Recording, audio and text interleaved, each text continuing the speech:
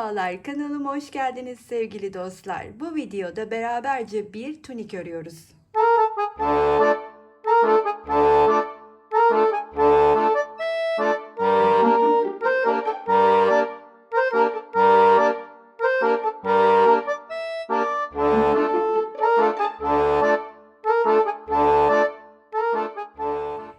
Bu tunik 44-46 bedene kadar uygun olacak. Lakin sipariş üzerine olduğundan ötürü rengi siyah, farklı bir renkle de çalışma fırsatım olmaz diye en azından bir bilgi videosu olarak burada dursun istedim. Zaten örgü örmeyi bilen arkadaşlarım çok rahatlıkla kavrayacaktır. E, Yeni deneyenler de mümkün olduğunca anlayabilsinler, anlatabileyim diye sözel olarak ne yaptığımı dile getireceğim, görüntüde anlaşılması bile. Bu tunikte gazal cinsin siyah rengini kullanıyorum. 3,5 milim tığ ile. Parçam 66 santim. Dediğim gibi büyük bir bedene uygun olacak ama fazlaca salaş giyinmeyi seven küçük bedenlerde rahatlıkla bu ürünü kullanabilirler. Hanım dilendi, motifi yapar gibi başlıyoruz. Çoğu arkadaşımız da gördüğüm workshoplarda, çalışmalarda bu hanım dilendi göbeğinde biraz problem yaşanmakta. Parçanın genelinde kullandığınız tığdan yarım milim ya da 1 milim küçük tığ kullanarak ilk 3 sırasında daha düzgün düşürebilirsiniz. Bakın, eğer eliniz alışıksa zaten aynı numara tığ ile de bu düzgünlüğü sağlayabiliyorsunuz. Şimdi beraberce başlayalım. Hatta ben de küçük tığ ile başlayacağım ki diğer arkadaşlarım için de o tarz çalışmayı önerdiğim arkadaşlarım için de fikir olsun. Bu arada 34 sırada ben 66 santime ulaştım. Bakın, bu çok önemli. Ben 34 sırada 66 santime ulaştım. Sizin bu santime kaç sırada ulaştığınız ipinize, elinize göre değişebilir. Altını çizmek isterim. Hemen örmeye başlayalım. Ben sihirli halka içine çalışmayı tercih ediyorum. Eli zincirle örmeye alışık olanlar zincir çekerek dairesini oluşturabilirler. Şu şekilde ipi parmağıma doladıktan sonra ince, yani daha milimi az olan tığımı da alıp burada ipin içinden sokuyorum. İlmeğimi çıkartıp, dediğim gibi hanım dilendi tekniğini aslında örüyoruz burada. Bir kere zincir çekip kilitledikten sonra bir zincir daha çekip etrafında döndürüp hemen bir yalancı trabzan örüyorum. Burada 3 zincir çekerek de yükselebilirsiniz. Ben genel olarak hep zincir yerine kullandığım teknik budur. Hatta ipim siyah olmasına rağmen bir daha göstereyim. Bir zincir çekip kitlemiştim. Üstüne bir zincir daha çektim. Sonra ilmeğimi biraz yükseltip şöyle etrafında döndürdüm. Bu ipi, döndürmüş olduğum bu ilmeğin şöyle arkasından bakın çıkartıyorum ve yalancı trabzanımı örüyorum. Normalde tek trabzan yaptığım için hemen içinden de geçirdim. Böylece ne tamamladım. Tığın üstüne ipimi alıp yanına 2 tane daha ikili trabzanımı örüp bu hanım dilendinin ilk grubunu tamamlamış oldum. Arada 2 zincirim var. Hemen yanına 2 tane daha, pardon 3 tane daha ikili trabzanımı örüyorum. Böylelikle ikinci grubu da tamamlamış olduk. Arada hep 2 zincir.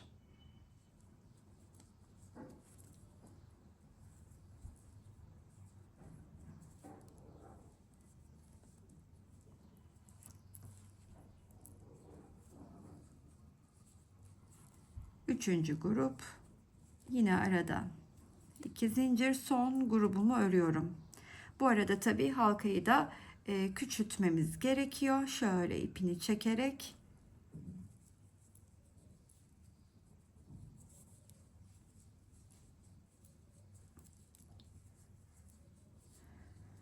Üçüncüyü de çektim, ördüm. Şöyle iyicene sıkıştırdım artık. İlk sırası tamamlanmış oldu. Şimdi burada görüntüde çok belli olmasa da dediklerimi lütfen dikkate alın. Bir zincir çekiyorum. Aynı iple devam ettiğim için yukarıya çıkarken de hep ortada kalmak istiyorum. Bir zincir çektim. Tığın üstüne ipimi aldım. Bu ipi de, arkadan gelen bu ipi de yukarı çektim. Buradaki ilk örmüş olduğum trabzanın gelip tepesine batıyorum. Daha sonra bu ipi bu tığın üstüne koyuyorum.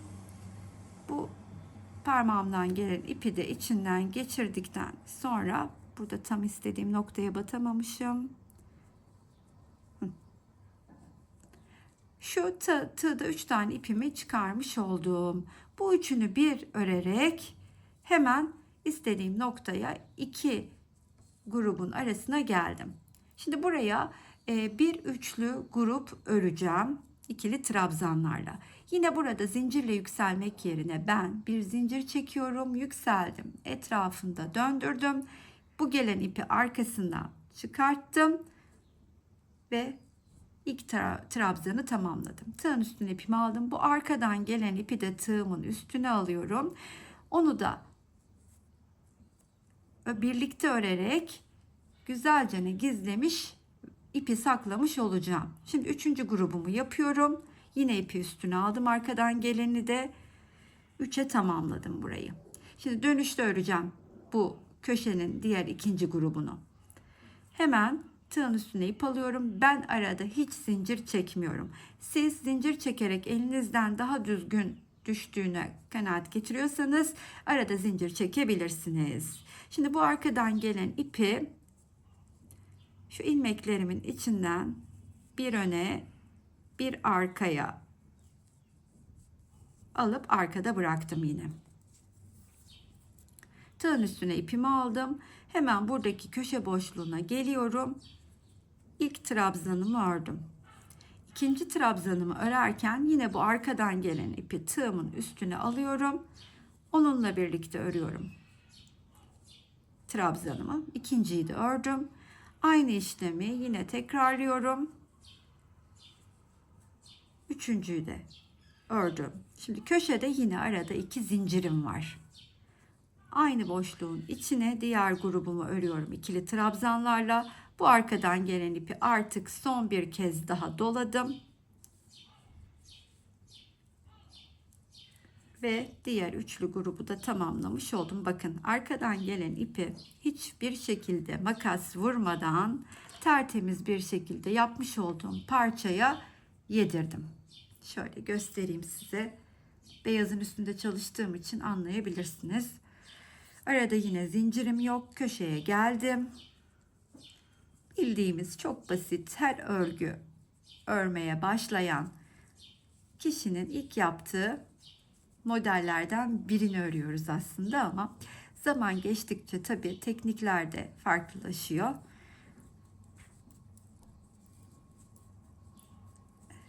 Burayı da tamamladım. Yine arada zincir yok. Artık buraları hızlıca geçiyorum bilindiği için. Tekrardan bir kez daha yukarı çıkalım istiyorum beraberce.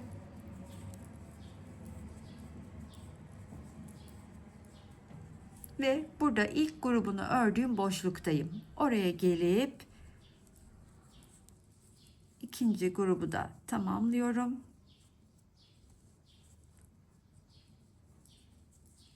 Yine sadece bir zincir çekerek, çünkü ortada kalmak istediğimden 2 zincir çekip üstüne gelmiyorum. O şekilde yapacak olsam kaydırarak geleceğim.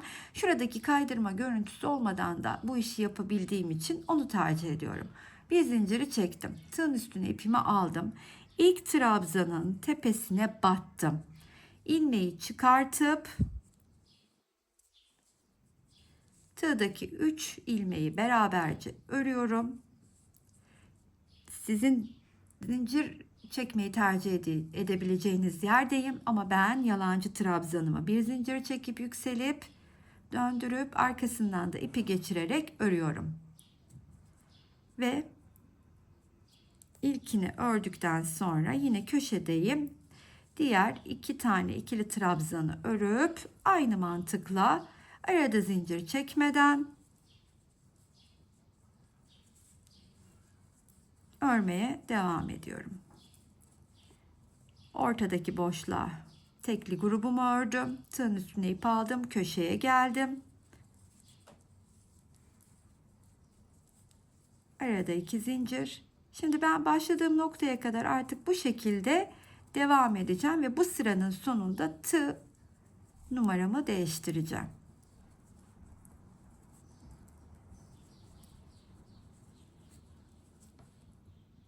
Üçüncü sıramızın sonuna geldik. Burada yine bakın bir zincirimi çekiyorum. Tığın üstüne ipimi alıp burada örmüş olduğum ilk trabzanın tepesine batarak ilmeğimi çıkartıyorum. Arasından şu şekilde geçirdikten sonra tığımı değiştiriyorum artık. Çünkü tuniğin, bluzun genelinde 3,5 milim tığ kullanacağım. Daha sonra bir zincir çekip yükselip etrafında çevirip yine yalancı trabzanımı örüyorum. Ve bu mantıkla artık 3 milim tığ ile bütün diğer ikinci parçamı 34 sıra olarak örüp geleyim. Siz de 34 sıra olarak ya da daha küçük ya da daha büyük, dediğim gibi 34 sırada 66 santime ulaştım. Kendi ölçünüze göre değerlendirin. 2 parçayı tamamlayın. Daha sonra 2 parçayla tuniğimizi oluşturalım. 34 sıra halinde örmüş olduğum 2 parçayı bu şekilde tamamladım. Hatta birinin kenarında boyun için gerekli çok minik bir işlemimiz var. Onu da yaptım. Şimdi diğerinde o işlemi birlikte yapacağız. Yeterli ölçüye geldiğini düşündüğünüzde sizde 34, 35, 33, 32 hiç fark etmez. Tekrardan ben size 34 sırada kaç santime ulaştığımı söyleyeyim. Siz de ona göre değerlendirin. Şöyle diyeyim, 64 santim gibi düşünebilirsiniz. Epeyce büyük. Ben de bol salaş dursun diye özellikle öyle çalışıyorum. Bunu da belirtmek isterim. Şimdi bu parçada işlemi yaptım aslında. Her iki taraftan da şöyle yapıyorum. Diğer parçada göstereyim size. Her iki parçada da aynı işlem yapılıyor. Sadece bunda bu işlemi yaparken diğeriyle birleşeceğiz. Şimdi 2, 4, 6, 8 tane kutucuğu ayırıp yanına ilmek belirleyicimi taktım. Diğer tarafta da 2, 4, 6, 8 ayırıp ilmek belirleyicimi taktım. Aynı işlemi bunda da yaptığımda bakınız şöyle göstermek istiyorum size. Hemen işlemi yaptığım tarafı çevireyim. Burada şöyle ki 8 taneyi ayırdığım yere bakın. Şurası benim tam olarak 8 taneyi ayırdığım yer. Ayırdığım yere 2, 4, 6, 8, 9 tane üçlü gruptan oluşan ikili trabzanlarımı örüyorum. 2 tane boşluğa yarım trabzanlarla oluşan üçlü grubumu ördükten sonra da sık iğne ile boyun kısmına geçiyorum. Tekrardan dönüyorum. Hemen bakın buraya. Şuradayım. 1, 2 tane yarım trabzanlı grup, 2, 4, 6, 8 ve 9 tane de üçlü grubu öreceğim. Örüp bıraktım. Eğer bu ilk parçam olmuş olsaydı hemen önüme alıp şimdi buradan başlayacaktım örmeye. 1, 2, 3, 4 diye. Şimdi bunu örerken biraz evvel işlem uyguladığım parça ile birleşip parçaları da birbirine tutturmuş olacağız. Ama bundan önce her iki parçayı da şöyle koyayım. İç yüzleri, ters yüzleri birbirine bakacak şekilde üst üste koyalım. Boynu çalıştığım kısım burada. Bunu da aldım. Bunun da ters yüzü bakınız bunun üstünde. Hemen bu köşeden örmeye başlayalım. İlmeğimi çıkardım. Hemen şu köşe boşluğunun olduğu yere gelip 3 tane ikili trabzanımı örmeye başlayacağım. Bakın ilk parçayı yapanlar için hemen bir başlangıç yapıyorum. İlk parça bu. Öyle düşünün. Yaptım. Hemen buraya geldim.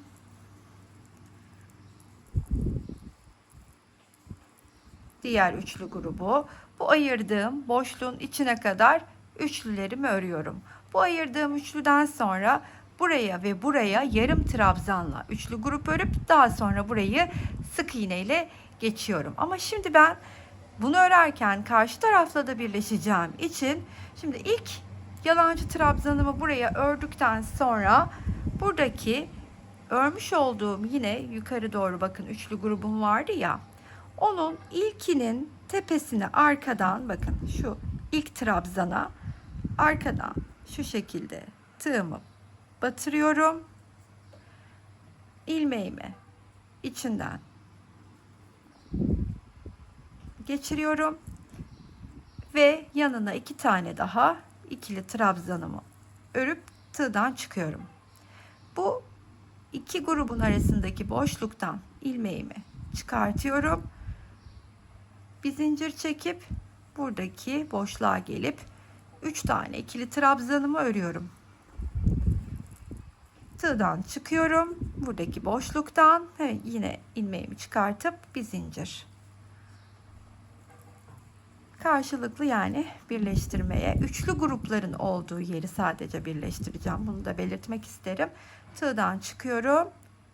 Boşluktan ilmeğimi çıkartıyorum. Bir zincir.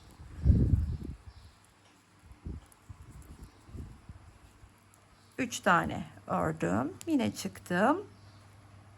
Karşıdan çıkarttım. Bir, iki, üç. Buradan hemen yine ilmeğimi çıkartıp bir zincir çektim. Şimdi buraya kadar işlemi tekrarlıyorum.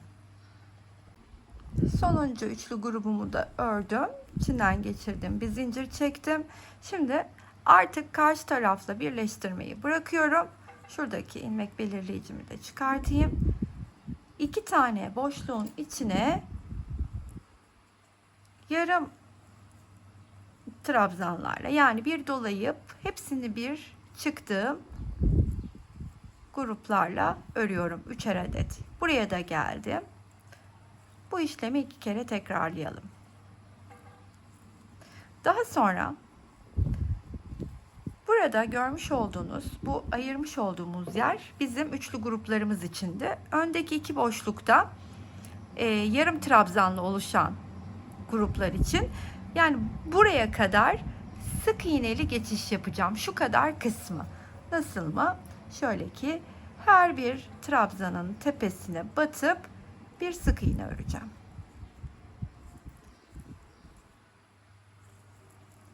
Şurayı tekrar şunu da takayım karışmaması için. Şimdi buradan itibaren üçlü grup demiştim. Bu ilkinden itibaren de bu ikisi yarım trabzanlar. Yarım trabzanları öreceğim yere kadar sık iğnelerimi tamamlayıp bu şekilde geliyorum. Buraya kadar sık iğnelerimle geldim. Şimdi bunu çıkartıyorum. Diğer bu noktaya kadar yarım trabzan ördüğüm grupları 2 kere de tekrarlıyorum. 1 2.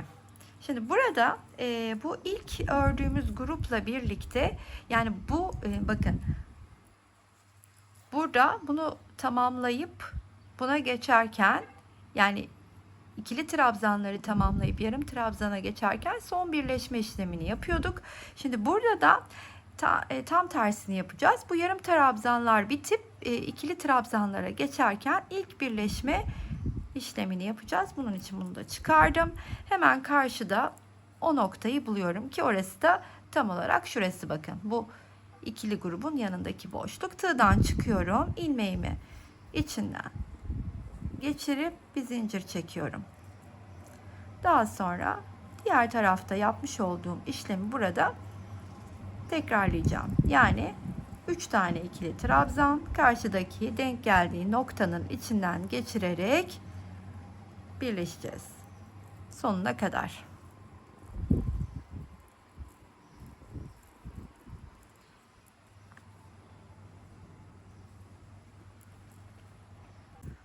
Burada son üçlü grubu da köşeye örünce karşısındaki ilk trabzanı bulup bunu da buraya sabitliyorum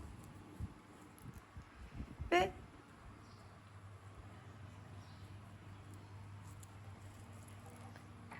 üstten birleşme işlemini tamamlamış olduk. Şimdi yanlardan birleşirken de aynı zamanda kol evimizi de oluşturacağız. Bunu burada sağlamlaştırmak için güzelce de bir düğüm atarak kilitliyorum.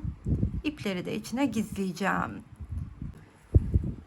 Şöylece yaka kısmını istediğim gibi ideal bir şekilde oluşturdum. Omuz düşürülerek kullanılabileceği gibi çok rahat böyle kayık yaka olarak da şık duruyor.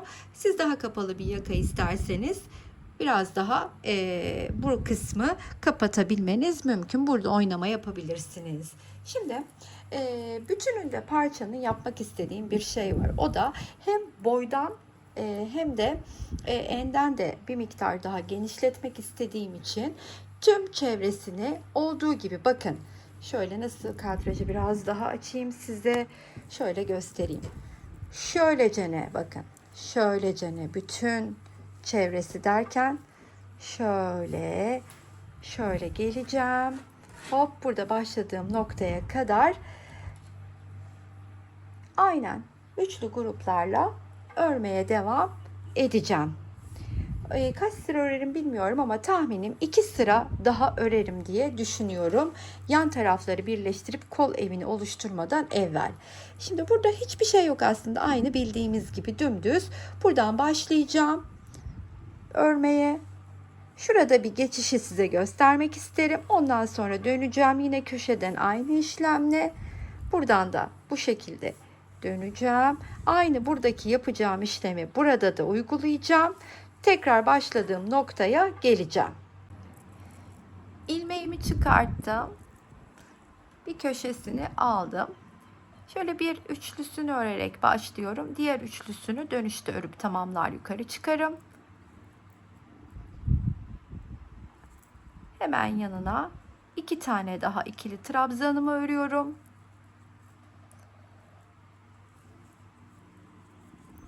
Ve atlayıp hemen yanındaki boşluğa bir üçlü grubumu daha örüyorum. Sırasıyla aynı mantıkla ilerliyorum.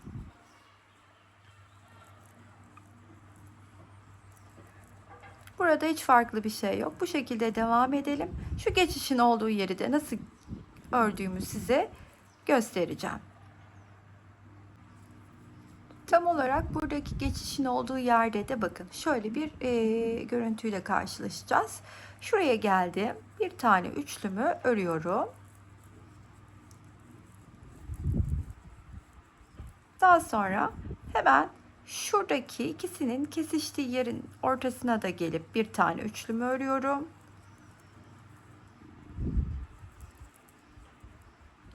Sonrasında şuradaki dibine tekrardan geliyorum. Bir tane üçlü de oraya örüp buradaki geçişi bu şekilde sağlayalım. Burada belirtmek istediğim bir şey, sizin bu etrafını ördüğünüz sırada aynı zamanda bedenini dilediğiniz kadar da genişletebileceğiniz ve boyunu uzatabileceğiniz bir noktadır.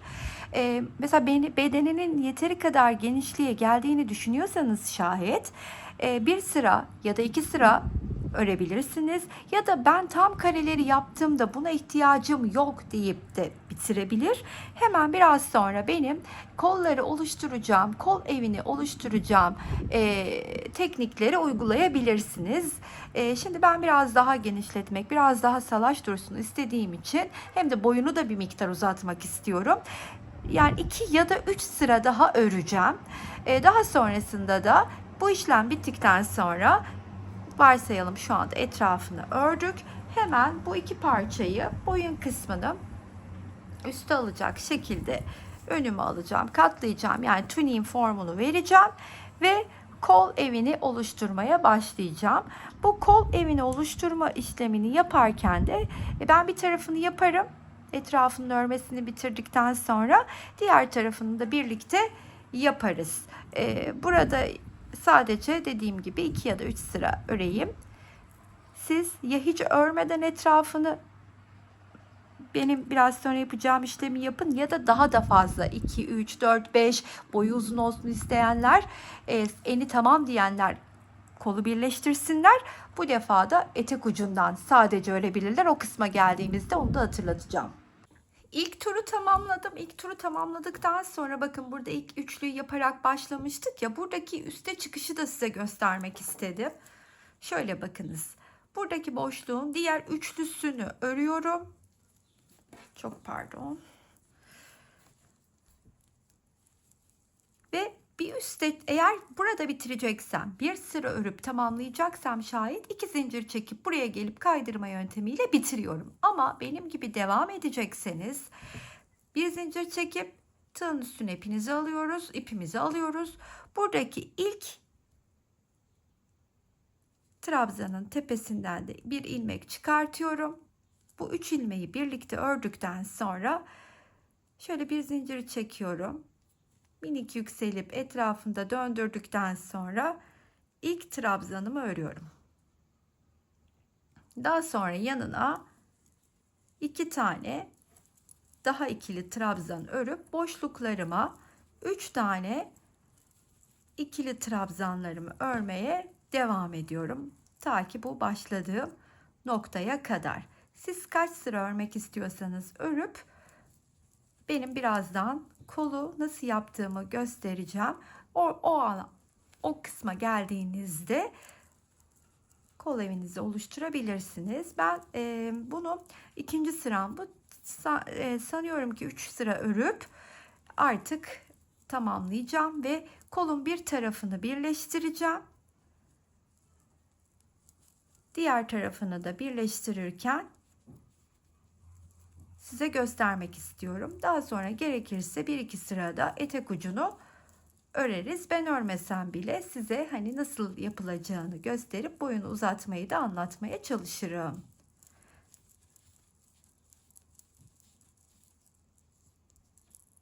Etrafını 3 sıra olarak ördükten sonra bir tarafının böyle kenardan birleştirdim de kol evini de böylelikle oluşturmuş oldum. Şimdi burayı da birleştirirken göstermek istiyorum size.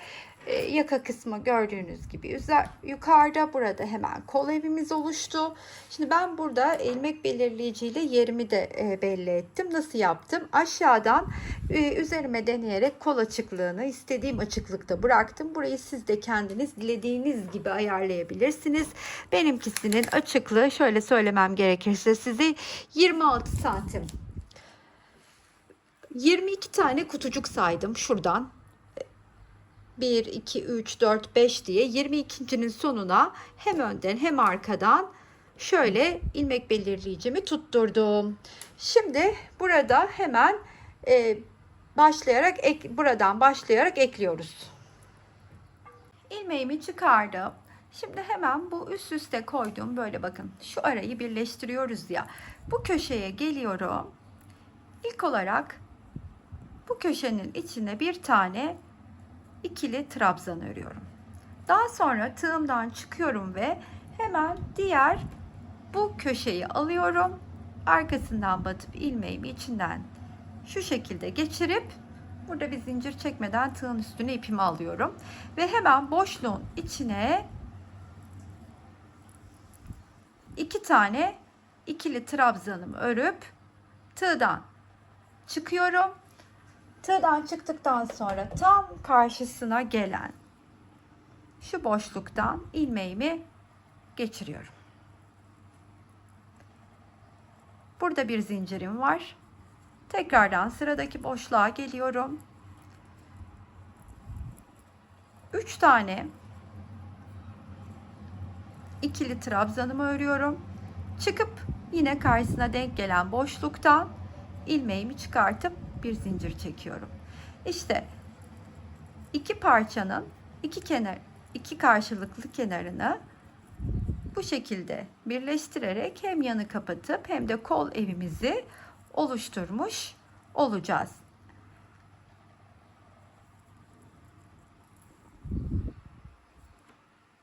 Burada da sonuna kadar geldim. Şimdi bu noktaya da batıyorum. Bunu buradan çıkartayım, son nokta.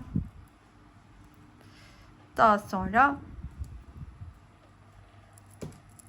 son işlem, dileyen boyunu uzatmak istiyorsa şayet etek ucunu da benim birazdan yapacağım gibi geçebilir. Ben 1 ya da 2 sıra boydan örmek istiyorum. Artık buradaki son işlemi de yapıp tığdan çıkıp hemen karşısından batıyorum. İlmeğimi çıkartıp böyle bir zincir çektikten sonra da burayı sağlamlaştırmak adına şu iç ilmeğin içinden kaydırarak çıkartıyorum. Bir kez daha kaydırarak çıkartıp şöyle kilitledikten sonra da ipimi keseceğim. Daha sonra ben o ipi aralarda gizlerim. Böylelikle her iki tarafını kapatıp bakın tuniğimizin kol evini karşılıklı oluşturmuş olduk. Dediğim gibi şimdi ben benimkinin boyu kaç santim size hemen söyleyeyim.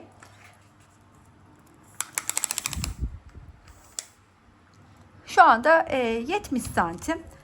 1-2 sıra geçip yeterli zaten benim için ölçüsü. Hemen enini de söylüyorum size. Enim de 70 santim. Eninden boyunu bir miktar ayırmak istediğim için aşağı doğru, yani kareden ziyade biraz dikdörtgen görüntüsüne ulaşmak istediğim için 1-2 sıra boyunu örmek istiyorum. Bunun için de ne yapacağım? Hemen ilmeğimi çıkartıyorum. Etek ucundan şöyle herhangi bir noktadan, köşeden şöyle yakın başlayalım. Nasıl geçişler yaptığımı size orada göstereyim. Şimdi şuraya geldim. Şu kısma battım. 3 tane ikili trabzanımı örüyorum.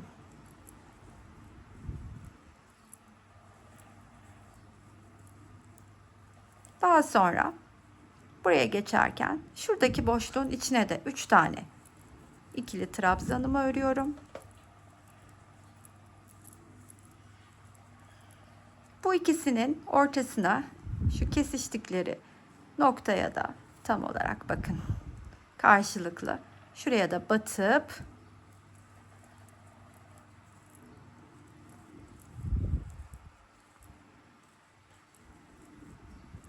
üç taneyi örüyorum. Şurayı, daha doğrusu şurayı bakın, ikisini burada, birini bu tarafa doğru kaydırarak öreceğim ki şuraya geçeyim hemen. Orada bir marullanma yaşamayalım. Daha düzgün bir görüntü için. Şimdi şöyle göstermek istiyorum. Bakın, geçişte önemli olan şu düzgünlüğü bozmamak. Marullanmasın ya da kasma da yapmasın tabi. Aynı şekilde diğer tarafta da orada bir aynı geçişi yapacağım. Buradaki gibi. Bütün etrafını bu şekilde üçlü gruplarla örüp tuniğimizi tamamlayalım.